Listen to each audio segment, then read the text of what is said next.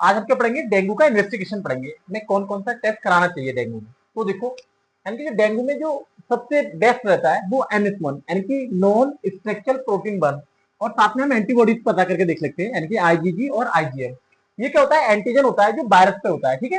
तो इसके अगेंस्ट क्या होगी, ये दोनों एंटीबॉडीज बनती है, ठीक है। तो इनका हम पता लगा सकते हैं इनसे, ठीक है। तो कैसे, देखो एक चार्ट मैंने बना रखा है, जैसे NS1, IgM, IgG और रिजल्ट, यानी कि क्या रिजल्ट रहेगा उसका।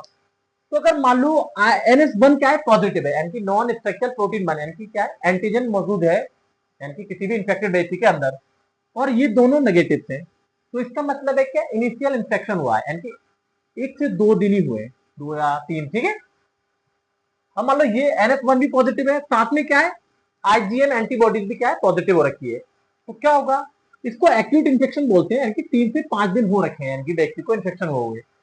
या मान लो ये दोनों नेगेटिव हैं, ये भी और ये भी, यानी कि NS1 और IgM, और IgG क्या है, पॉजिटिव है। तो इसका मतलब है कि पेशेंट को इन्फेक्शन तो हुआ था, यानी कि उसे डेंगू हुआ था, लेकिन क्या है, वो ठीक हो रखा है, ठीक। और जैसे मान लो तीनों नेगेटिव हो रखे हैं, ठीक है।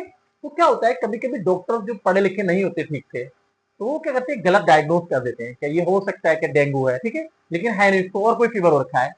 तो अगर तीनों नेगेटिव आ रहे हैं, इसका मतलब उसने गलत डायग्नोज किया है, उसको डेंगू नहीं है, कोई और फीवर है, मलेरिया हो सकता है, टाइफॉइड हो सकता है, ठीक है। या मान लो तीनों पॉजिटिव आ गए, तो क्या होगा, ये सीवियर को, यानी कि इसकी सीवियरिटी को शो करता है, यानी कि क्या है, बहुत ज्यादा क्रिटिकल कंडीशन हो रखी है पेशेंट की, ठीक है।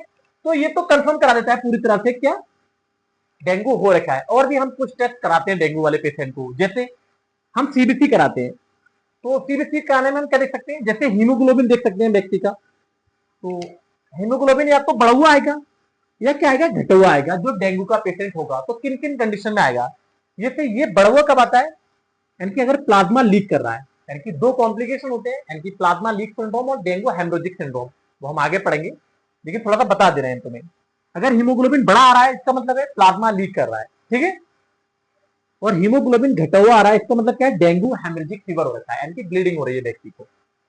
और क्या देख सकते हैं, जैसे TLC देख सकते हैं हम। तो क्या होता है, TLC मोस्टली जो वायरल इंफेक्शन होता है उसमें कम होकर आती है, यानी कि घट जाती है, ठीक।